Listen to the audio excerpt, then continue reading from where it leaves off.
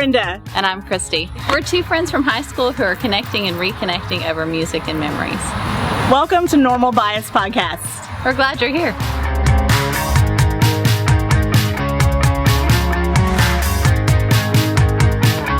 Hey, y'all. Hey, Normal Biasers. Hey. Welcome back. We are recording tonight with a very special friend.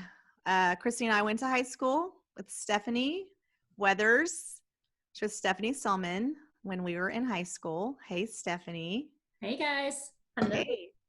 And I'm so excited about this. So a couple weeks ago, I guess, we did a Orange You Glad It's Wednesday, a live on Facebook, and we were on a Zoom, and I guess you were commenting with us, and we're like, hey, do you want to get on here? And you did. And we had like an impromptu conversation that was so awesome. I left that thinking, oh my gosh, that was so fun. And I couldn't wait to, we planned to get together and talk again. And here we are. And I'm so excited.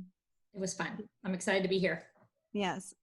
So we kind of talked about what we're going to talk about, but we're just going to open it up.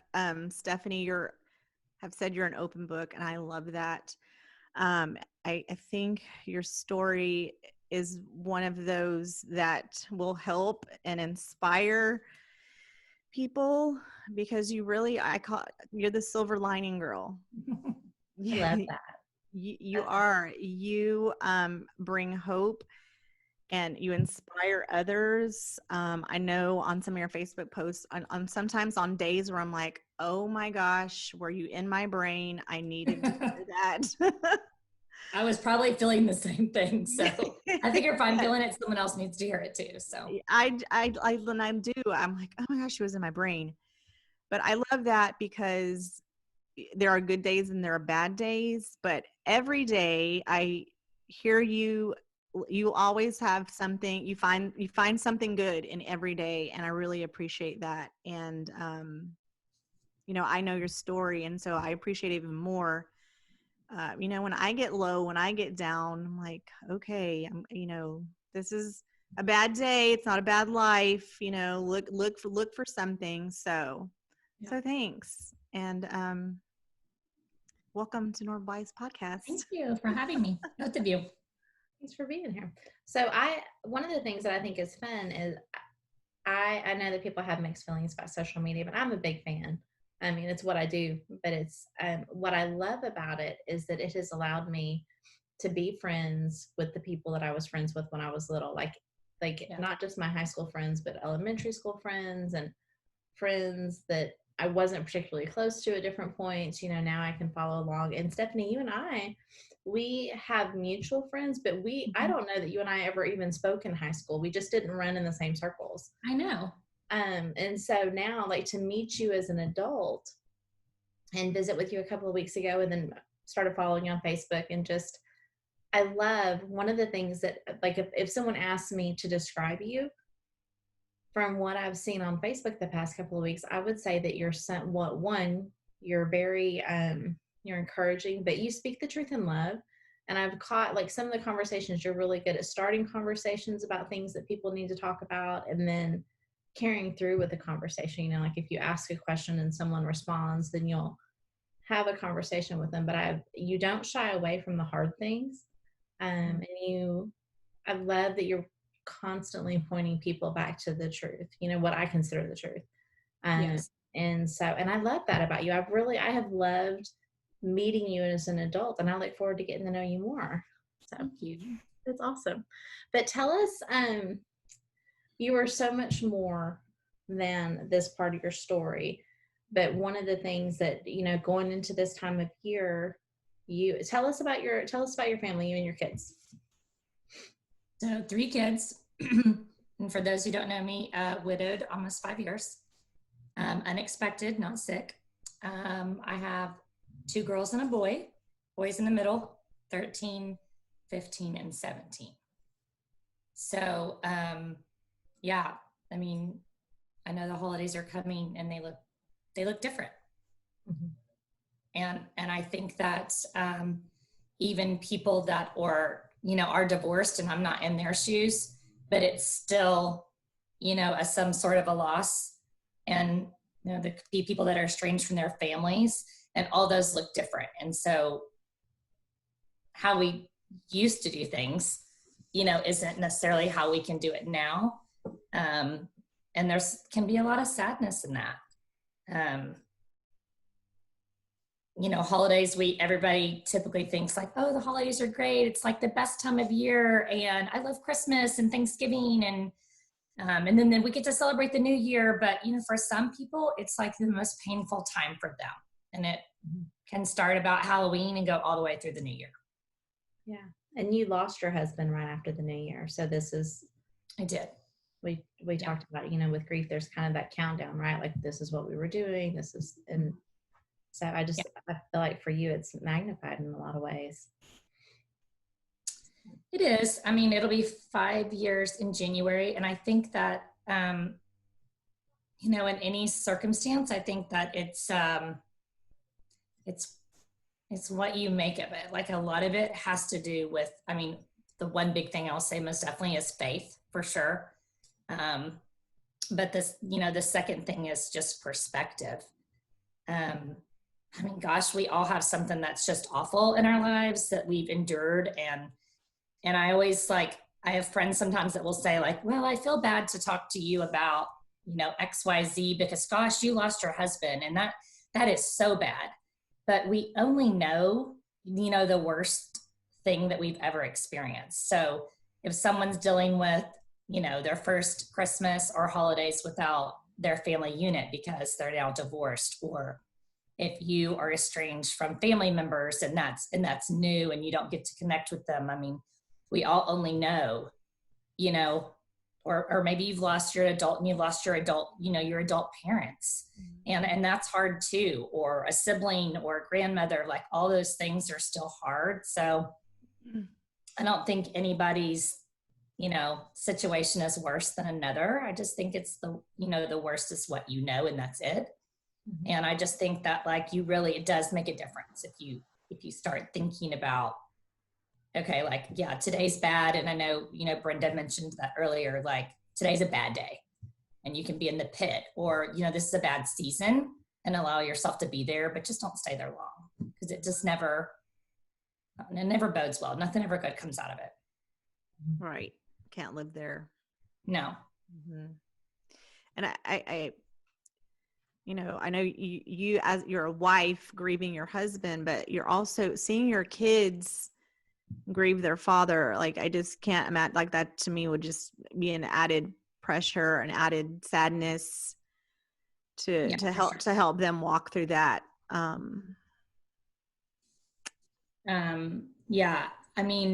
As parents, mother or father, especially moms, when something's wrong with one of our kids, we want to fix it. You fall down, you get a scrape, we clean it up, put a Band-Aid on it, and we can make it better. But sometimes there's just things you can't fix. And so you have to figure out, how to model that for them.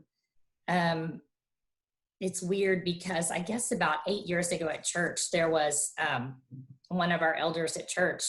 They had done this video, and he's a very successful businessman, and he had done this video, and I didn't think much of the video at all. And then that first year after I lost Charlie, they played the video again, and they had mentioned, they were playing it again, and they were gonna, and they mentioned his name in the scenario. And so I was jogging my memory a little bit. And it was, he had lost his dad when he was a teenager. And, it really hit home for me then, obviously, because I was in the same boat as him.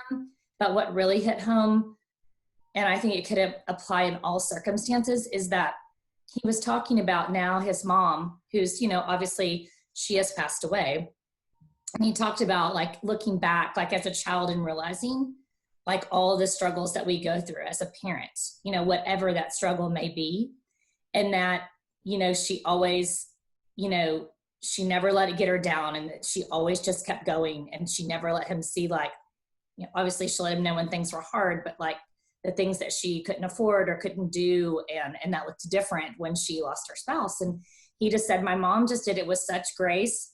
And I sat there, it was one of those, like you said earlier, Brenda, like, okay, I hear you talking to me, God. Like, I know you're trying to make sure I'm listening. And it was one of those that was like, okay, I do have a choice. You know what I mean? Like, I want my kids to say that about me one day when I'm not here anymore, that, man, I know that must have been so hard for my mom. But, you know, she never wavered and she kept going, and she was, you know, she always tried to find the good no matter what. And so it just really resonated with me. Mm-hmm. I love that. I love that too. So what's something, I'm trying to think. I don't want to, I feel like I'm going to ask a dumb question no matter what I ask. No, there's no dumb questions. Whatever, I'm open book. But I'm just thinking, like, so now you're 5 years out. What's something different that you and your kids will do this year that maybe even that you never saw yourself doing 6 years ago or 1 year ago, but is there something new that y'all are doing this year? Anything that you're adding to your traditions? You know, each year we've just done it a little different. And I've always kind of let my kids be involved in that too, because, you know, we as, you know, parents, moms, we have these traditions we do on Christmas, right? And we're going to do them every year because we've always done them since they were babies, and this is how it is. And I quickly learned, you know, just going through counseling and hard moments, that it's great to cling on to a lot of those traditions, but it's real important when you're going through something challenging in your family, again, whatever that looks like, divorce, loss, relationship issues, is to find something new, a new tradition that you didn't do, because it's fun to have those memories, but also sometimes those memories can be super hurtful. And it can remind you, like, oh, this isn't the life we had before, you know, this is what we did when Dad was here, or when all of us lived together, whatever the scenario is. And so each year I've just kind of left it up to my kids. Like, I always ask them, hey, you know, we always do, I mean, we do the standard, we always have matching, you know, we always have Christmas pajamas because my mom did it when I was little. And so everyone has matching pajamas. My son really loves it, by the way. Not really. But we all do the, you know, those kind of things. But then we do stuff differently sometimes. Sometimes we, you know, we'll do dinner at home, or we'll do a reservation out somewhere. Or, you know, we started this tradition a few years ago with families around here that don't have any family here at all. Like, you know, one is here they moved here from Russia, another family moved from South Africa, and another one moved here from, you know, from California. And we all get together Christmas night, everybody brings a dish, and every year we do something new, but we always buy those poppers. You know what I'm talking about? This one you can buy, like, you pull the string and they pop and them. We get them at Cost Plus World Market, but it's like the one thing the kids are like, we're going to have the poppers, right?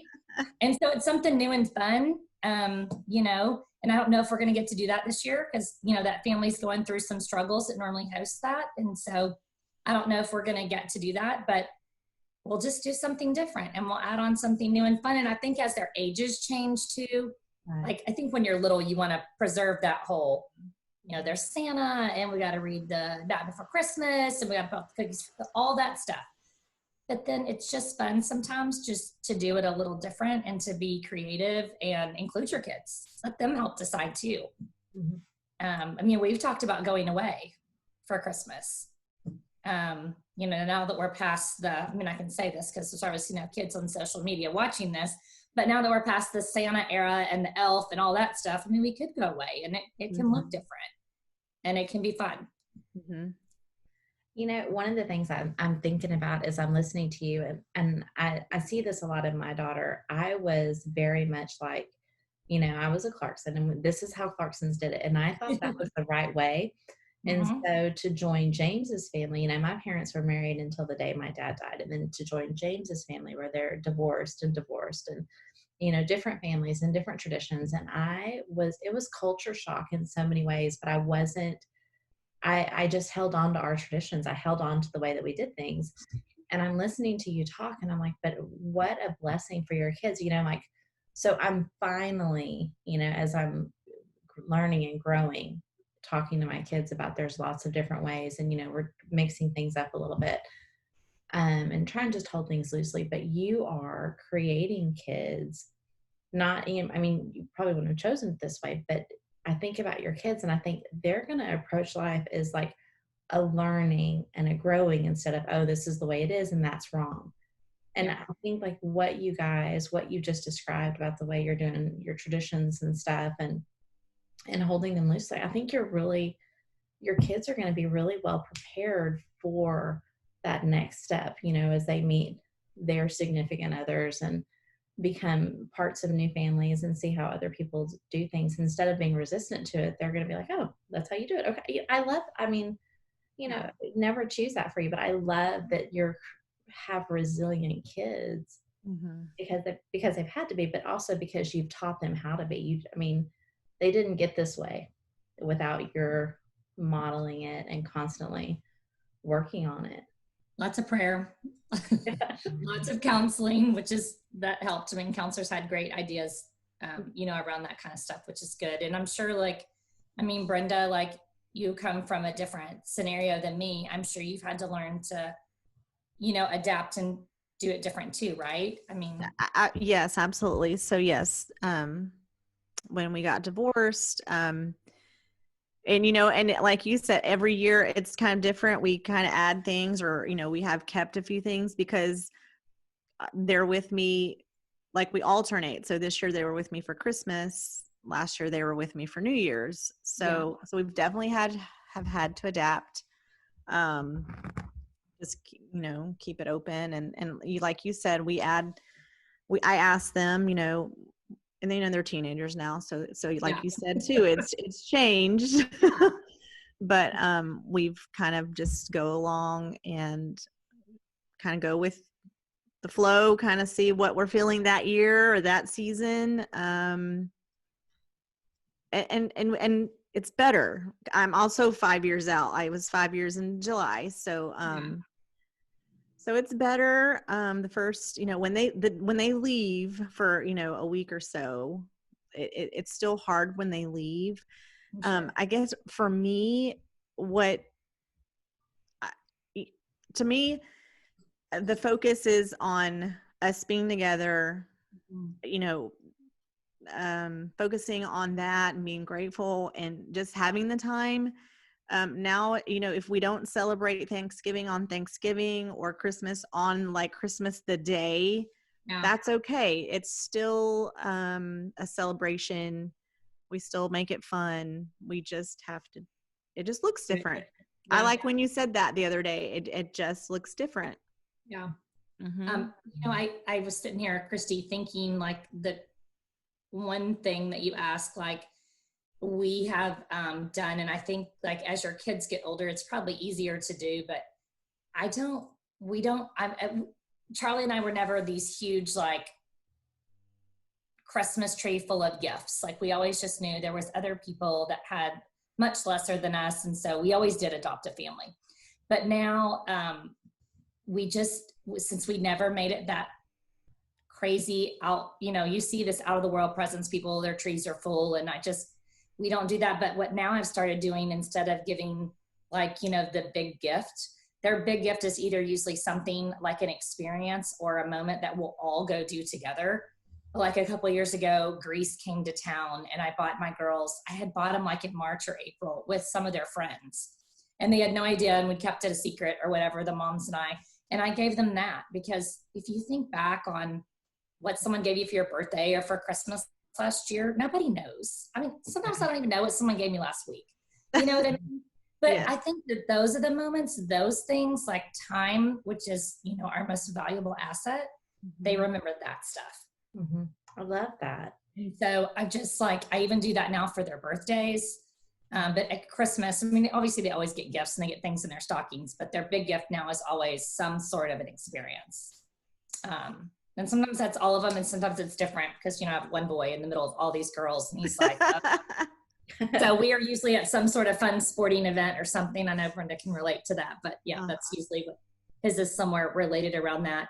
And the other thing that has changed is, I don't know if y'all did this when you were kids, but all my family, my dad's parents were passed away. And so I just had my mom's side of the family, and everybody lived pretty close to each other. And so we'd open our presents on Christmas morning, and then we'd literally like get dressed and run out the door to go to the next family member. Mm-hmm. And so Charlie and I always did a good job of Christmas Eve was always ours, and that was church and, you know, driving around looking at Christmas lights, and that was kind of like our thing. And they'd get up and do that Christmas morning, and we'd leave a little bit later if we were local, but we don't do that anymore. Like, we literally stay home in our PJs all day on Christmas Day, and it's literally my favorite day.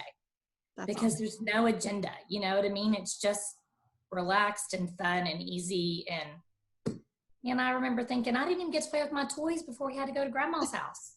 You know? Yeah. I don't know if y'all were like that, but I was with my family. We were as growing up, and then a lot, like my dad's mom lived in town, so we either went to her or she came to us. But as young married people, James and I always, like, we would get up early Christmas morning and go be at my brother's house when his kids woke up, which is great. And I love that Ronnie and Amy were so generous with us. But one of the things then when it was time for us, when we had Casey, it was like, we just wanted to be at home.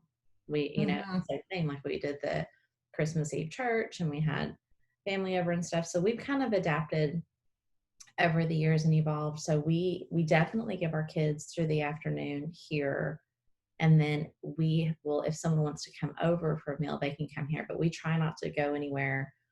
I mean, even up until a couple of years ago, we would go someplace on Christmas Eve and then come home, but we try not to, because it's just, it becomes so much then about the moving. It's and like a hurry. Yes. Instead of really like enjoying the reason that we're here. I mean, one obviously for Jesus, but just time with family. It's like you don't get that. It's just like there's this big agenda, one to the next. And did I forget so-and-so's present? Did I buy something for everyone? And so just kind of like, I don't know. And the cooking and the food, whether you're cooking or heating up or putting something, like, you know, my thing is always do the vegetable plate, but it's always like, it just becomes, I think anytime we add in other people and their expectations and their stuff, it becomes about that and not about the time together. And that's one of the things that I'm so Casey is very much an introvert daughter, and she has, and that made me study that. And one of the things that I've learned is all these years, we've pretty much been doing everything wrong for her. It's fun to figure out, right? I know. I'm like, you know, it's great that we figured out when she was like 15, 16, right before she leaves home. But you know, I think about all of the times that I did these things for them, but it wasn't with them. And like what you're describing is we can check all the boxes and do all the things, but what the end result of that is we kind of hurry up and we hurry through our gifts, we hurry up and relax, and then we hurry up and get to the next thing, but we didn't savor. You know, we've spent a month preparing our hearts for Christmas, right? And it's over, and we're like, all right, let's go. Presents are done. We're through on to the next one. Yeah. And I don't want it anymore. And we were talking before we started recording about, you know, we had some non-traditional Thanksgivings this year, and just about choosing things for ourselves, whether they're popular or go over well or not. And I think that that's something, again, if we could teach our kids, if our kids could learn from us and all the things I've done wrong for the last 46 years, if they could not, you know, if they could go into adulthood, like just being more flexible than I was, just being more accepting than I was. I think it's really hard to, like, I know I wasn't, you know, in our generation, I think that we all three grew up in, you know, you always did, it didn't matter. You know what I mean? You just, and I'm learning now that, like, sometimes those things weren't really good for me. Like I did them, but there was this not good feeling about it. You know what I mean? And it was very, like, upsetting and made me anxious. And so I've learned to set boundaries, and I'm teaching my kids that it's okay to set boundaries, and that sometimes, you know, it isn't really you that's anxious about a situation. I have an introvert also, my oldest daughter, but it's the anxiety of the expectations of the people that are going to be around them. And I'm not talking about your immediate household, but others, the expectations they put on you. And it's very upsetting. It's emotionally exhausting. And it's hard. I think we live in that world as moms. We say yes to everything. Mm-hmm. You know what I mean? Like, hey, can you pick up my kid from when you pick up your kid? Hey, tomorrow morning I've got to be at a meeting or a doctor's appointment. Can you take my kid? And we always say yes before we really before we really think how that's going to impact us. And that's just a simple example like carpooling, but it happens too when you do things with friends or family that may not really be great for you and really may not make you feel good. And then you feel guilty when you set a boundary that's good for you because you see their reaction isn't, you know what I mean? They're not liking it. It's making them uncomfortable. And we aren't wired that way. We don't like to feel uncomfortable because someone else isn't happy with us. Mm-hmm. And think about that I don't know about for y'all, but with my kids, like that's when my kids would act out. That's when my kids would, For sure.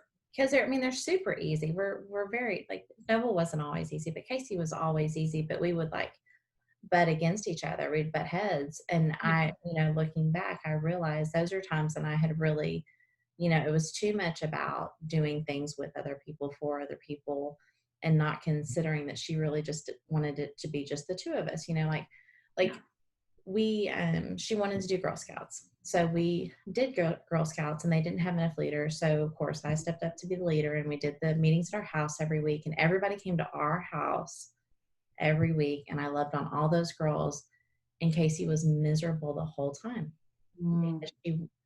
They were in her space doing things that she wanted to do with me.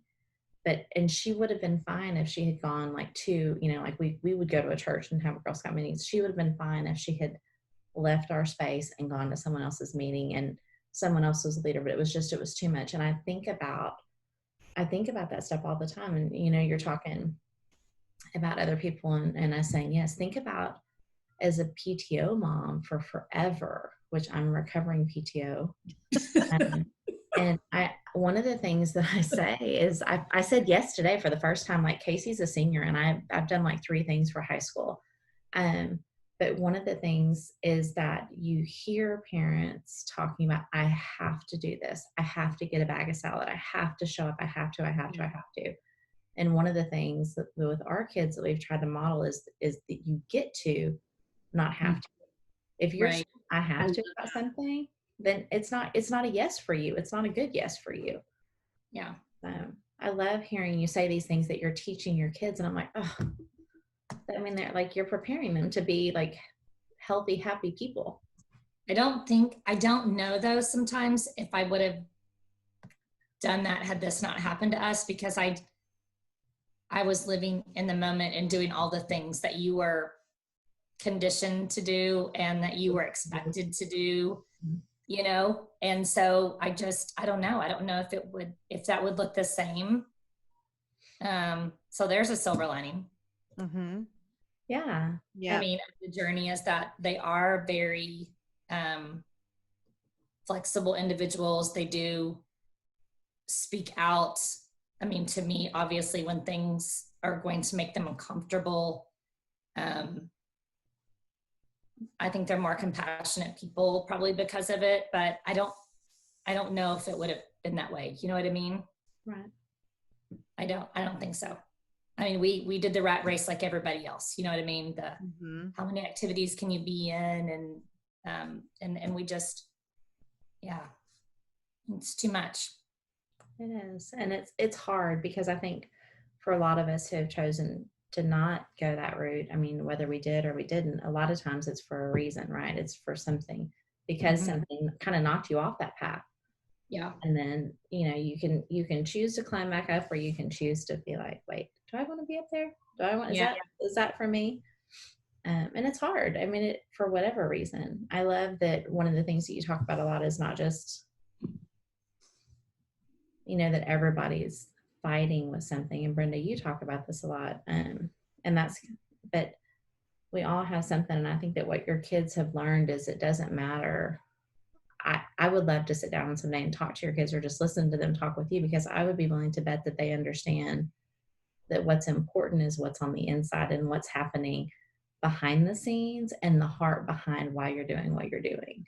I think that you're you're raising intentional people instead of people that are just going through the motions. Girl, I hope so. I'm trying. Because you don't seem to have a lot of patience for that. And I not knowing you before, like, you don't have any patience for the whole going through the motions and saying yes because someone wants you to say yes. Like, you're good about your boundaries.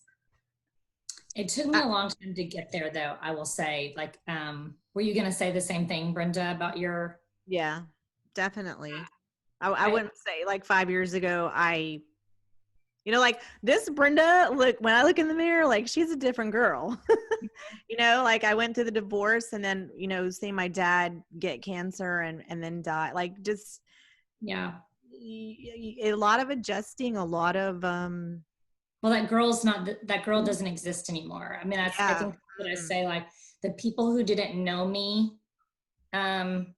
before Charlie, or maybe even before I lived where I live now, because we haven't lived here, too terribly long, is that girl, like she doesn't really exist anymore. And I floundered for a while. I was trying to figure out like I'm supposed to be that girl that I was. I'm supposed to be her, but I'm really not her because it doesn't look the same anymore. And I don't know how to be. So it took me a while to figure out like, well, who am I now? Like, what is my place besides, being a widow and a single mom, an employee at a job? Like, who am I? And yeah, I try to live super intentionally and no regrets. And I think anybody who's experienced, I know Brenda probably can say that, like about like even losing her dad as an adult, is that like, man, when I lay my head on that pillow at night, I hope that if I've offended someone accidentally or done something, man, it weighs on me. Like I want to apologize if I've done something, because you don't know. I love your heart. No regrets. That's our kind of our motto around here. I don't use, well, I think it's the same as no regrets, but like I'm like, we can't look back. We just gotta keep going forward. It's hard not to stay stuck there. It is hard to not. It is. Yeah. Mm-hmm. Because you're like, man, that was what I thought. Life was supposed to be like, and then everything I thought is like nothing. That I can't even think about that anymore because there's no going back now. Mm-hmm. Are y'all avid readers? Christy is. I'm actually have read more since she and I started hanging out. I was like, read 2 books last week. What? Oh my gosh, I have like the biggest like library-ish. A lot of them I've given away, but like I have like different shelves for different things, like a fiction shelf. It's weird. I have a grief shelf because I got lots of grief books and some were great and some weren't. And then I have a shelf for business books. And then I have another shelf of like Bible studies and things that have been like books I've read that, I don't want to say self-help books, but sometimes there are books that really hit you. Have you guys ever read It's Not Supposed to Be This Way? No. Lisa Turkhurst, no. I bought it and I gave it to a friend who needed it more. I need to write this down. I have a few of her books, but I don't have that one. Yeah, I'm going to, where is it at? Oh. Yeah. Okay, It's Not Supposed to Be This Way. Okay. It is one of the best books for anybody going through anything. Mm-hmm. Anything. It doesn't matter what it is. I mean, her story's unique in there, obviously. Mm-hmm. But it's just basically finding like through disappointments and things that come up, saying, man, my life was supposed to be different and it's not. And I'm frustrated and I'm disappointed and I don't know. It's a really awesome book. I've given it to so many people and I've read it numerous times. Oh my gosh, I need to get this. And it's not about, and it's not about a death. She is actually going through a divorce. Mm-hmm. Yeah. And so it had nothing to do with my story, but she wrote it in such a way that, no matter what you were going through, she wrote it in such a way that it applied to any situation. Mm-hmm. I think in my situation, what I have learned and what you're saying is that So one of my favorite quotes is the one that says, "Be kind, because everyone you meet is going through something."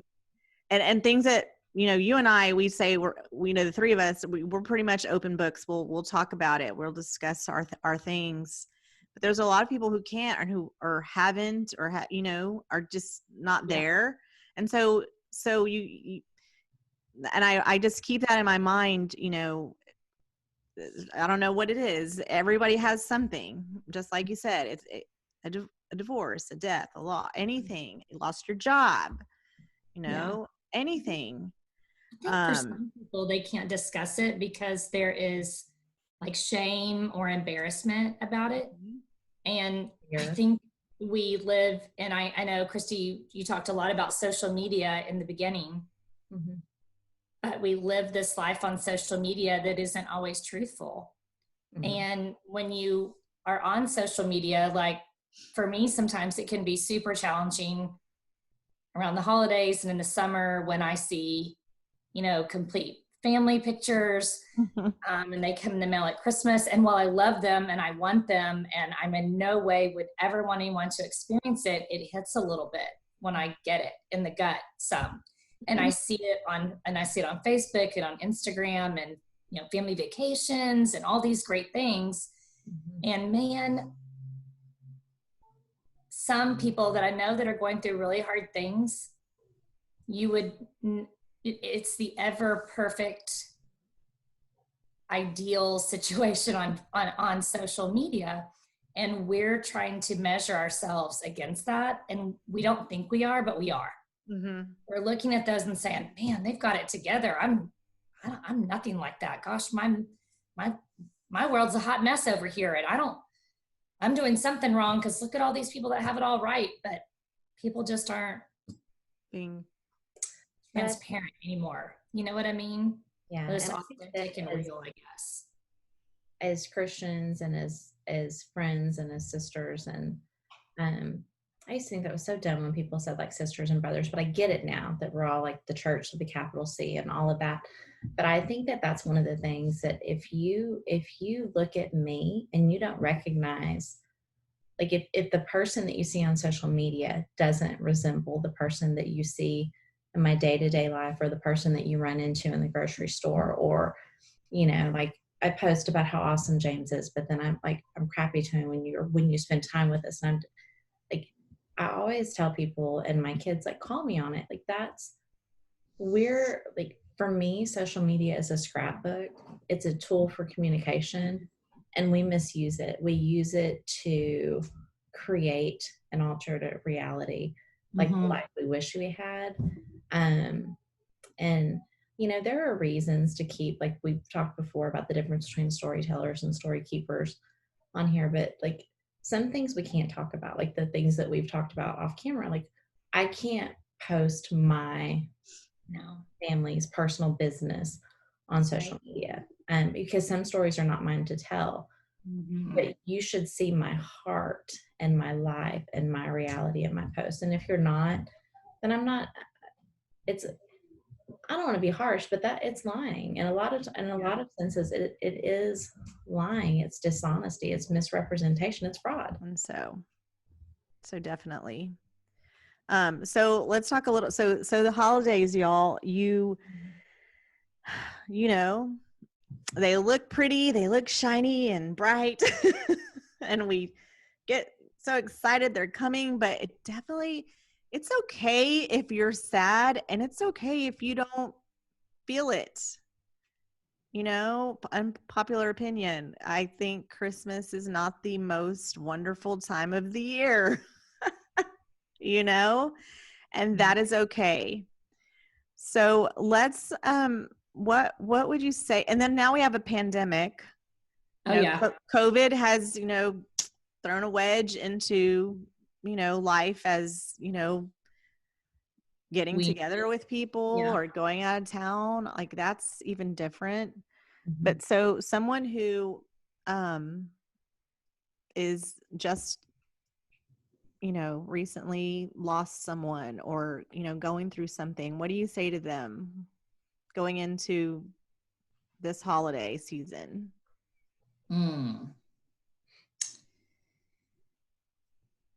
I would say to just give yourself permission to just feel or do whatever it is you can do. And don't put, the expectation on yourself to do it the way that you always did. There are going to be non-happy times, and that's okay. And there's a small slogan phrase that I've used in my house since it happened. And that was because, there's always these stigmas about what you're supposed to do or be or feel. And I think even growing up in the generation that I did, it was I got from some people, I got the suck it up. It is what it is, move on, it's a circle of life. And while I can appreciate those words, and we all know that probably is truth, it's hard to digest. And so, I always just say it's okay to be happy. It's okay to be sad. It's okay to be mad. It's okay to be okay. And it's okay to not be okay. And just to give yourself permission, whatever it is, to feel whatever it is you feel. And don't let people make you feel bad for that. Mm-hmm. That's the key right there. Yeah, it is, because I think that we do good about it, behind our four walls of feeling whatever it is we feel. But then someone sees us react to something, and then they'll jump in and say, oh, no, you shouldn't feel that way, or you shouldn't do that. There's always a negative connotation to whatever you're feeling or whatever your response to something is. And so that's been something that I have reiterated over and over in this house, because I think we even grew up, I know I did, I said sorry for a lot of things that I wasn't really sorry for, because I didn't really do anything, but I said sorry because that's what you were supposed to do. And I don't allow that here in my house, which is an unpopular thing, by the way, to a lot of people. But I believe that when you say you're sorry, it needs to be genuine. And I don't know. I think that everybody we meet is going through something. And so until you've walked in their shoes, and someone next to me, another widow with 3 kids, losing her husband unexpectedly with no illness, could do it completely different than me. And that is okay, because their personalities are different. Their circumstances are different. They were brought up different. Whatever the dynamic is, it's just, man, everybody's just got to take all that stuff away and just give people grace and just let people just be, instead of making someone feel bad. Man, how can I pray for you today? What can I do for you? And be heartfelt when you say it, mean it. And I don't know. I feel sad for those around me that I see, because it's been done to me. It doesn't make you feel good. So just say, no matter the circumstance, my situation, Brenda's situation, Christy, even challenges that, you've mentioned before, you just gotta give yourself grace and just do the best that we can do, right? That's all we can do. Yes. I like that you said, give yourself permission. And just be okay with, oh my gosh. Yeah, that was it's hard stuff, Stephanie, but this is good stuff. And I think it is such good stuff. If we strip away labels and circumstances, and we just talked about being who we're called to be, giving each other grace, accepting, sorry, there's a fly in here or something, but just accepting all of everything that you just said, when you talked about, I don't know what it is, the Lisa Turkhurst book about what she's writing about isn't necessarily your situation. I see that in you when I'm visiting with you. It doesn't matter what someone's going through or walking through. What you're saying applies to them. And I love that. I love that it's what you're speaking to me is truth. And I love that anybody could listen to your words and be like, hey, I needed that today. not because I'm a widow, not because I'm a woman, not because but just because I needed to hear that it's okay to be who I'm called to be, how I'm called to be, and to let others do the same, and to be like the words that you talked about, supposed to, expectations, choices, like all of the things. I'm like, you just come raise my kids. Yeah. We'll be good. Like you're doing great. Me too. Me too. Raise me. No, Because I think I could list the struggles behind the scenes. We all have them. And that's probably a whole other, scenario, I think, as moms, just our struggles that we have too there. And, and everything, I don't know, there's so much judgment. You know what I mean? Oh, yeah. From our peers, from our family, from friends, from people that don't even really know us. And we have a bad habit of measuring ourselves based on what other people say about how we're doing something. mm-hmm. Really, the only person that we should be measuring ourselves is it's God. That's it. Like, he's the one. And you have to do what's best for you and your family. And that's it. And we all, and for everybody that's different. I mean, Brenda could have someone that she's talking to that's divorced, her same scenario, and they're going to do it completely different than her, but that's not wrong. Mm-mm. It's what works for her and her personality and her kids and her situation. I mean, it's just, the shame is what's so bad. You know what I mean? Because then we live with that. I mean, it really is. So we don't really open up, you know what I mean? Because we don't open up for the fear of like, well, if I tell my family or I tell my friends what's really going on, gosh, what are they going to think of me if I say that? And I've had moments of situations that have happened with, my kids and things that they've, endured over the last 5 years. And I've had, family members that are like, I can't believe you did that. I can't believe you're doing that. I've had friends that, say it. It just, we already second guess ourselves. It's human nature, right? I mean, yeah, that's what we're doing. And then when you have other people around you doing it too, it just, the weight just bears on you. It's just too much. That is too much. I really like the opportunity that your kids are having to be so open, so honest with you and their feelings, to allow them to just go through the motions. Because, I think that too, growing up in the generation that we did, kids were seen and not heard, and, feeling like, oh, you know what, too bad you're upset that you're going to go anyway. And then you just go. Yeah. And I think I don't know if y'all feel this way, but from I'm not necessarily saying my parents, but from that generation of our, age of our parents and stuff, I find when I talk to my kids about how do you want to spend, your Thanksgiving or your Christmas, or what do we want that to look like this year? Or do we really want to go there? Is that, good for us or not? It's not popular to do that. Like, they're like, oh, you're the parent, you're in charge. Like, and it isn't. She just froze. Quick at it. And now I want to know what your shirt says. I know, like, what was she gonna say? I'll adjust my bra on the part red anyway. She looks so cute. Okay, so it froze. So you totally froze right when you're about to say what you're gonna say. So it's not your parents. She froze again. You're what are you gonna say? Me? Can you hear me? Yeah. Okay, did I freeze? You heard nothing that I said? Oh, you froze right when you were the parent, and then you said, then what happened?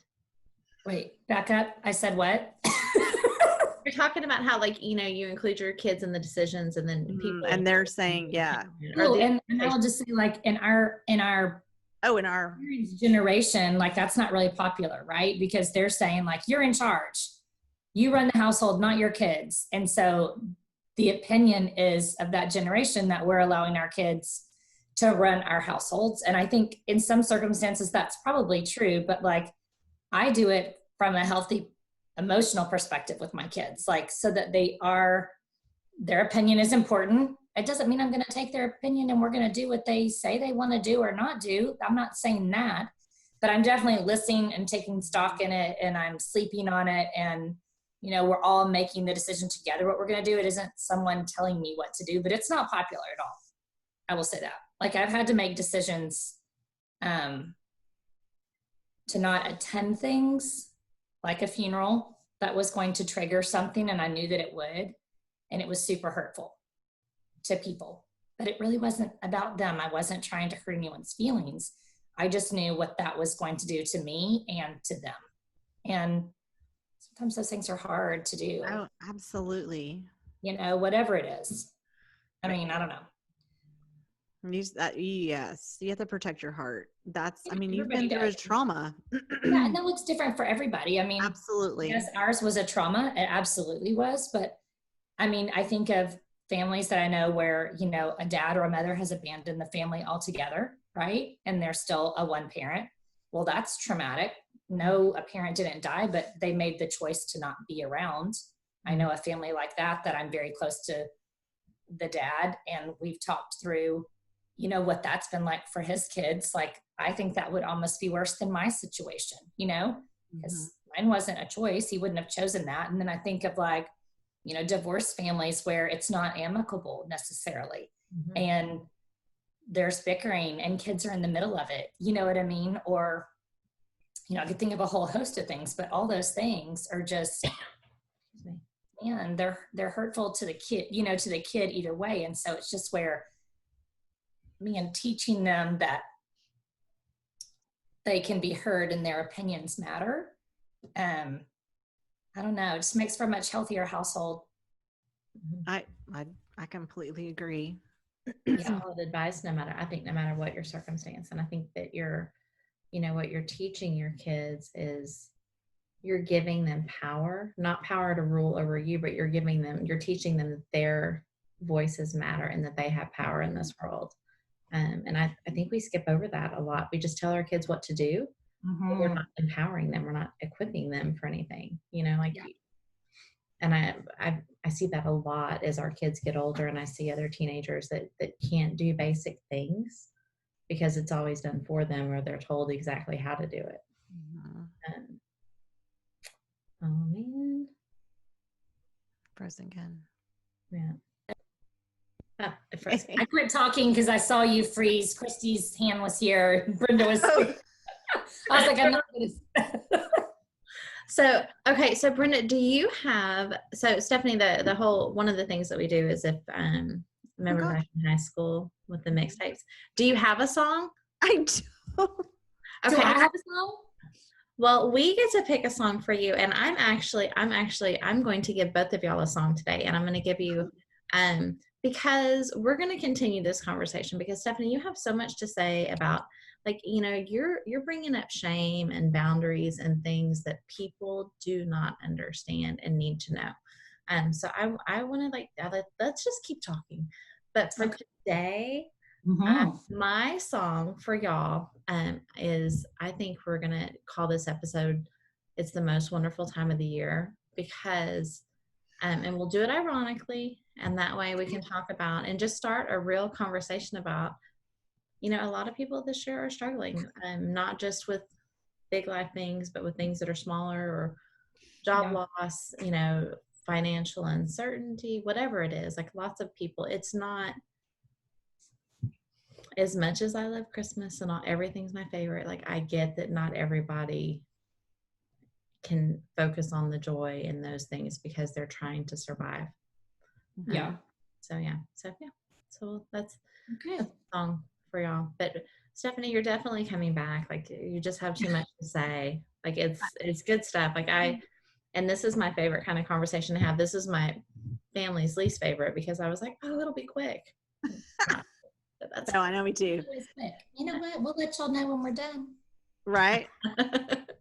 So definitely, you guys, like, I you know, be kind to each other, like, not just on the holidays, every day, and be kind to yourselves. Like Stephanie said, allow yourself permission to feel the feelings, to set those boundaries, to say, you know what, I need a minute, and take it, you know? Yeah. Ugh. Yeah.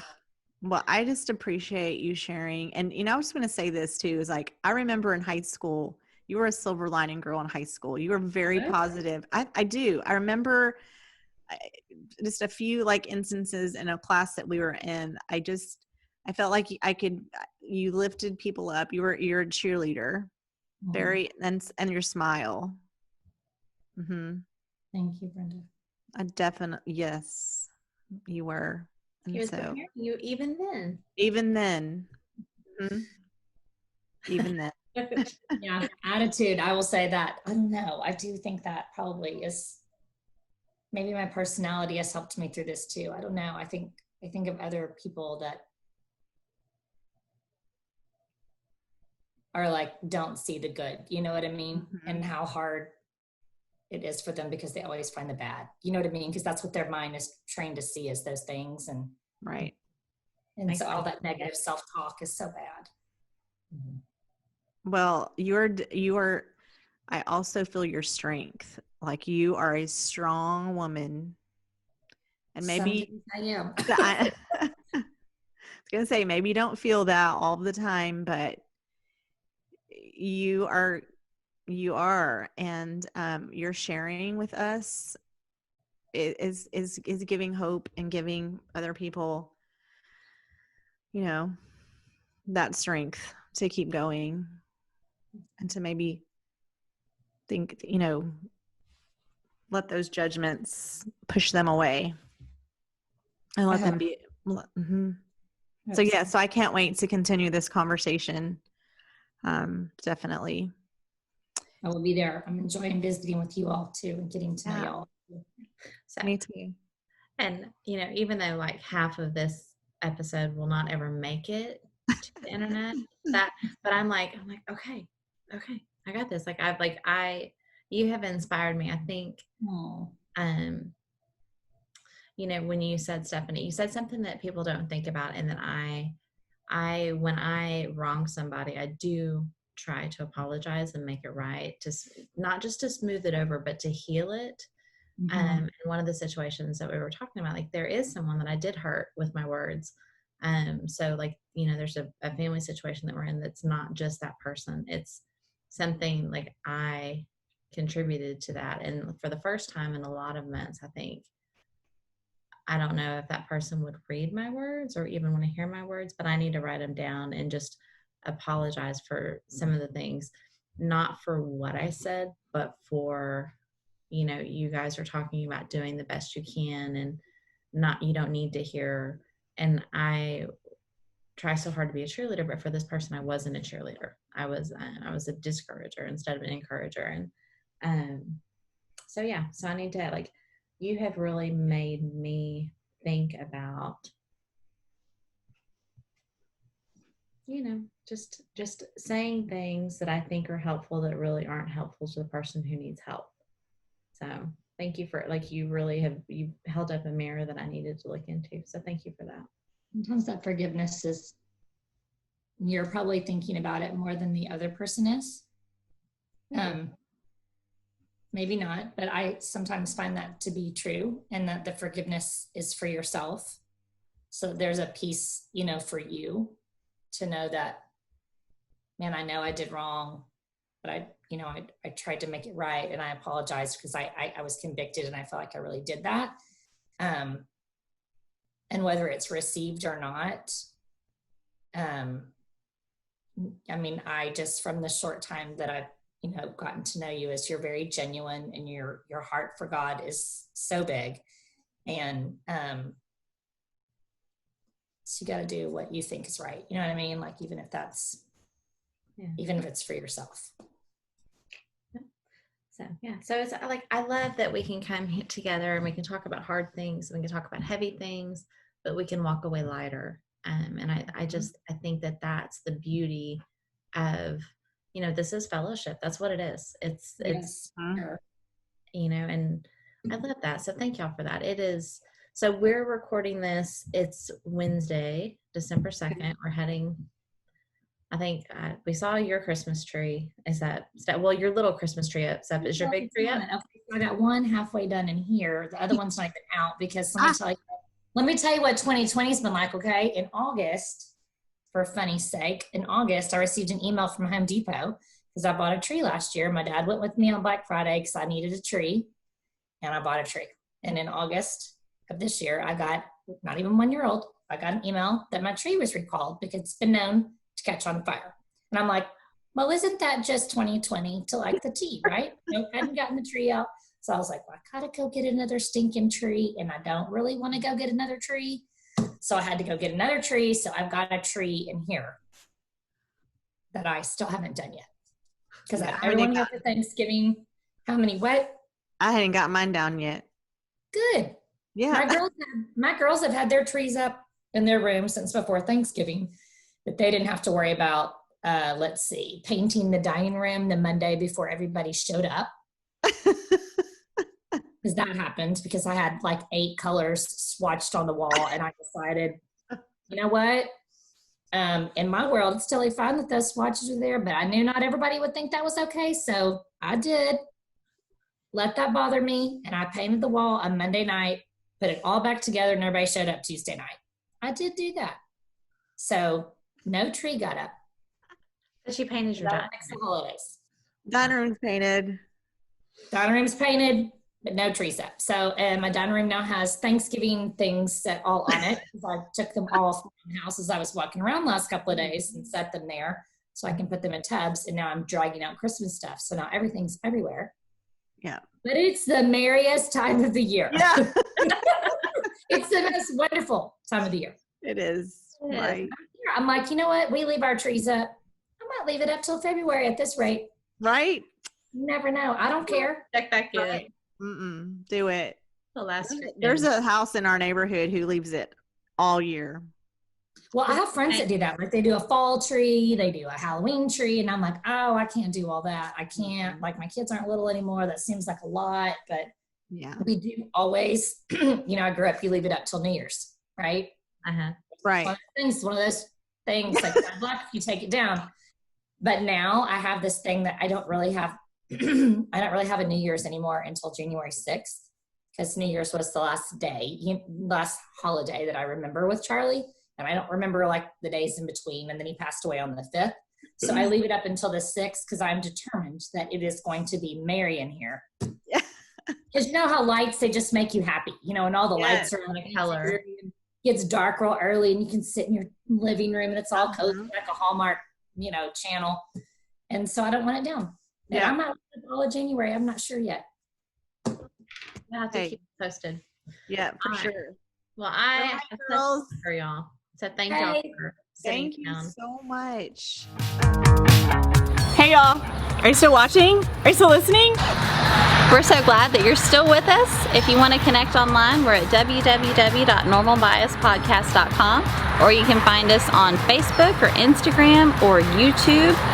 And our very favorite, if we made you a mixtape, we'd put all those songs on our Spotify playlist for you.